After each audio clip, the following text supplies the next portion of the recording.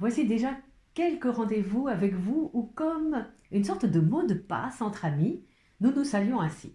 Kéré. Les rues de l'antipolis grecque, Antibes aujourd'hui, résonnent encore de ces saluts très certainement. Et c'est de là que je vous retrouve pour poursuivre ensemble ces promenades en images sur ces chemins buissonniers où vous êtes présents, très fidèles et très nombreux chaque semaine. Je voudrais vivement ici vous en remercier. Aujourd'hui, c'est le 11 mai.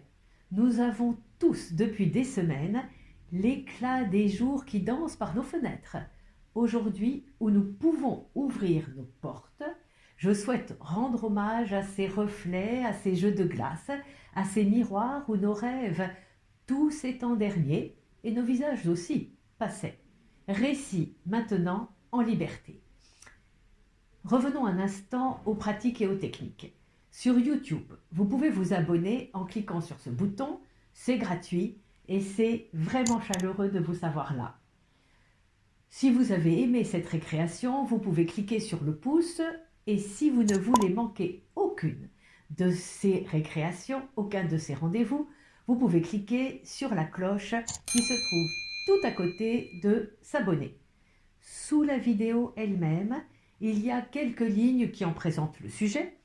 Juste en dessous, il est écrit plus. En cliquant sur ce plus, vous trouverez la liste des œuvres présentées et pour aujourd'hui, des poésies que j'ai citées. Alors, un rendez-vous chaque lundi de ce printemps 2020 et maintenant, récréation. Sortir. Sortir et regarder la vie de tous les jours comme si on la voyait pour la première fois. C'est quelque chose de neuf, de saisissant. André et Paulette, par exemple, assis dans la rue et au seuil de leur ravissante enfance aux genoux cagneux. Ce qu'ils se disent, mais nul n'y pourrait rien comprendre, mais ça les fait rire. Toutes tortillées des jambes et des doigts, universel gamin. Un homme passe, comme un pâle reflet dans la vitrine du temps à venir. Brassailles ne photographie pas l'instant, mais une parcelle de l'éternité. L'éternité d'un instant figé dans l'eau d'un miroir peint, miroir qui révèle ce que l'on ne pourrait voir, comme une autre fenêtre qui capture la lumière de la vraie fenêtre, une image évanescente et précise à la fois d'une présence dans l'intimité d'une chambre. Des récits quotidiens. Ce matin, l'orfèvre a ouvert sa boutique.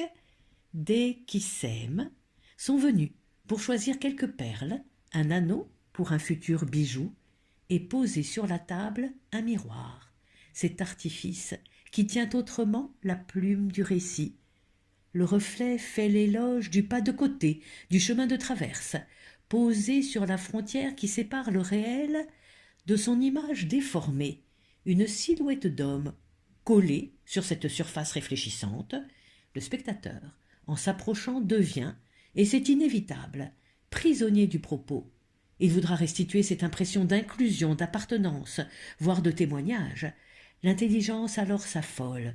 Elle est là pour poser des questions, mais pas pour y répondre. Dans une boîte, et nous avons déjà parlé l'autre jour de ces boîtes crâniennes, de cette maison hantée de nos boîtes crâniennes. À l'intérieur de cette boîte, 6 miroirs d'1 mètre sur 1 mètre, assemblés pour former un volume d'1 mètre cube. Des lumières, se produit alors à l'abri du regard une réflexion des miroirs par les miroirs d'1 mètre cube, finalement d'infini, incarcéré dans un volume banal comme une dédicace à la tentative de capturer l'invisible, l'indicible, l'ineffable. L'on dit parfois que l'on a brisé la glace. Peut germer alors une nouvelle histoire, ou, quand une plaque photographique se casse, la voilà transfigurée, une plaque cassée mais comme un trésor, une matière traversée au point qu'elle se brise, ou quand un cercle noir, un trou noir, au vertige d'infini, ouvre sur tous les possibles, comme un miroir inversé, une nouvelle fenêtre ouverte. Peut alors germer une nouvelle histoire, une histoire en couleur, les perles et les gemmes, trésors, que l'orfèvre a sertis en un bijou parfait. Sur le saphir, qui dit le bleu du ciel, un reflet, celui de la verrière de cette chapelle où était disposé le tableau. Reflet sur le bijou de l'ange, leur chant comme les reflets de leur ardente piété.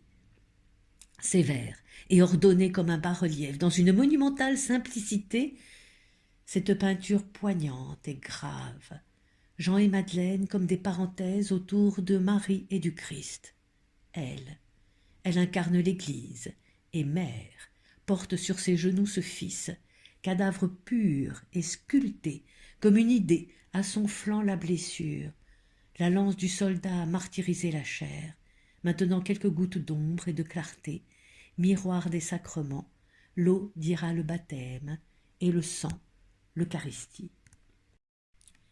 Souffrance, lamentations et pâmoisons, une chorégraphie complexe, une composition tortueuse comme la douleur qui tord les corps. L'orchestre est là, dans toute sa puissance, et le détail infime de la note tenue, des larmes miroirs de la lumière, ce jour-là, le jour du sacrifice. Les paupières des fleurs, de larmes toujours pleines, dit le poète. Une scène savante, en voici les acteurs, la terre, fleurs, épis et gousses, araignées, escargots, lézards et fourmis, l'air, papillons, libellules, guêpes, la vue, l'odorat, le toucher, une opulence décorative et un véritable bouquet pour le regard comme pour les bestioles, et une lumière qui traverse la matière et la transcende, et un éclat rejaillit comme la réverbération du temps. Je suis le reflet des choses, je ris jusqu'au bout des doigts, je ne suis ni vert ni rose, je suis vous et je suis moi. Eh, je me métamorphose parfois en petit chinois, je suis le reflet des choses, je ris jusqu'au bout des doigts, oui je ris sans cause, de tout, de vous et de moi, jamais je ne me repose, je luis partout à la fois, je suis le reflet des choses. Reflet lumineux et chamarré dans le jeu des déformations du corps dans l'eau. Une fusion, la femme et la nature, la femme et l'eau, comme elle est bien, dans l'ici et maintenant de ce prisme aquatique. Rêvons. Et le rêve devient alors le voyage, la traversée d'une rive à l'autre, une barque fleurie sur des ondes, reflet qui se métamorphose en un accord plaqué sur les touches de notre piano utopique, dans l'accord la, do dièse mi. Le reflet est pour les couleurs, ce que l'écho est au son. Ondes sonores, ondes de l'onde, qui toutes se diffusent, de haute résonance, reflets et répétitions, symétriques et multipliés jusqu'à la sidération du regard, ce cercle dans l'eau, mais c'est impossible, un art de la berlue, un démiurge furtif a su pourtant l'inventer. Lignes et formes géométriques essentielles du cercle reflet parfait, aux effets monumentaux des lignes puissantes des troncs d'arbres dressés à la verticale, des troncs nus, décapités, mais également simplement leur reflet dans l'eau, silhouette coupée, tranchée à vif au premier plan. La vapeur des couleurs n'élimine pas tout à fait la contrainte de cette grille paysage.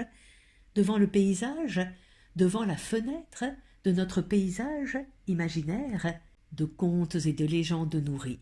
Il était une fois une princesse et un tendre prince derrière les anciennes murailles, les coupoles d'or des églises, en étincelles de couleurs, en gouttes de lumière, en lampions d'amour. Les arbres fins, les bouleaux des forêts slaves rythment en cadence le pas du cheval comme ce scherzo amoureux. Ce sont les bien-aimés du soir, ils écoutent germer les roses sous la terre et perçoivent l'écho des couleurs, le reflet des sons, l'écho des couleurs exaltées dans une telle joie qu'elle fait des ricochets de galets chromatiques, des rochers jusqu'aux feuilles des oliviers, et se love alors dans ce soleil et cette lumière.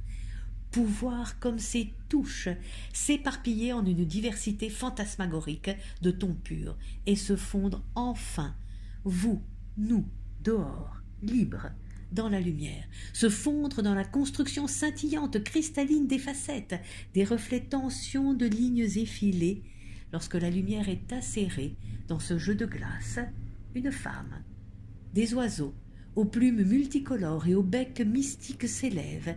Ces oiseaux s'échappent d'un palais des glaces devenu plus fou encore, d'un labyrinthe de miroirs colorés et cinglés. Des ailes fugitives, une inquiétude encore, car dans l'ombre bleue de cet Éden fragmenté, un museau brun pourtant guette. Des ombres à regarder de près, des ombres qui peuvent devenir autonomes et avoir un impact fantastique.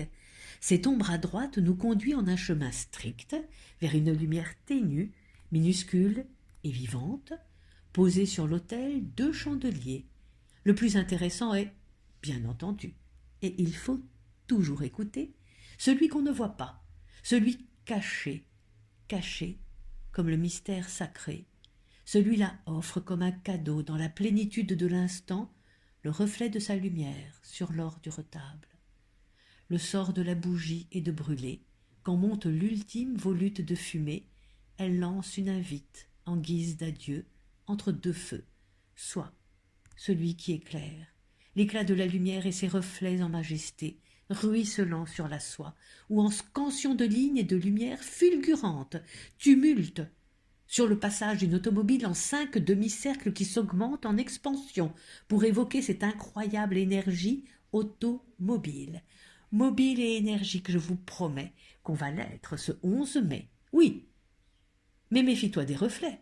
Ils sont changeants, capricieux, égoïstes. Tu me ressembles trop, qui es-tu?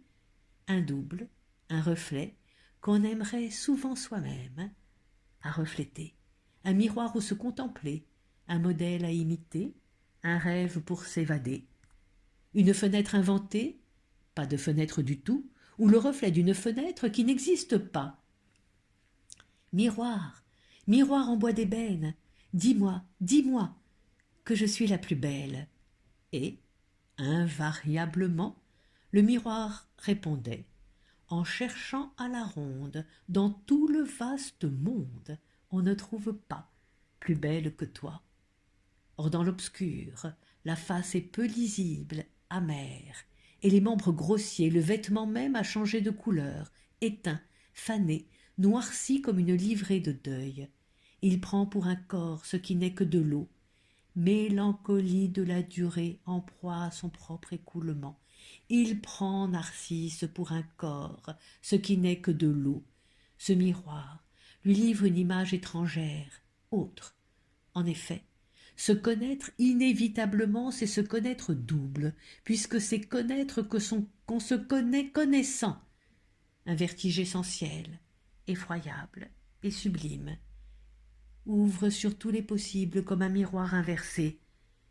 Ses reflets importuns, ses miroirs autrement dit, son image dans le miroir des autoportraits, les portraits de soi-même, qu'Ertès est, ce nuage perdu, cette solitude qui se cogne contre des murailles.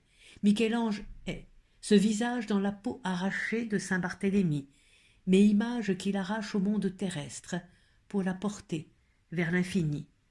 Le monde terrestre, où il y a ceux qui se rassemblent, et celui qui se retranche. Ici une image ordinaire qui revêt une signification qui la dépasse. Les corneilles chassent le renard et le tuent. Confrontation entre la vie et la mort, l'individu et le groupe. C'est un autoportrait. Au premier plan, la signature de Homer, le renard et sa patte noire, comme la lettre H qui s'engloutit dans la neige. Tandis que Miro, petit chien incongru, un assortiment bizarre de couleurs coiffé d'une forme de haricot, le bonnet catalan, aboie à la lune. C'est une histoire de désir. Il y a le cœur dans la lune, le désir absolu, le désir de l'absolu, le décrocher la lune métaphore du travail de l'artiste et des fins du travail de l'artiste. Un autoportrait réflexion, dans tous les sens du terme. Interrogation sur l'homme, le peintre, le croyant, hiératisme, noblesse, dignité et présence, à la fois l'homme et la matière, le divin et la lumière, le regard, miroir de l'âme, l'iris qui accueille le reflet de la fenêtre de l'atelier, l'ici-bas. La peinture sait tisser cette étoffe de matière, le corps, et de lumière, l'esprit, miracle, celui de la création artistique. C'est la traversée réussie des contraintes. La traversée réussie des contraintes, aubaine de ce 11 mai. Un grand merci pour votre écoute. À lundi prochain, la récréation numéro 5. Nous serons le 18 mai. Le mois de mai, c'est le mois des roses. Rosa, rosa, rosam. Passez une bonne semaine et à lundi pour nous retrouver.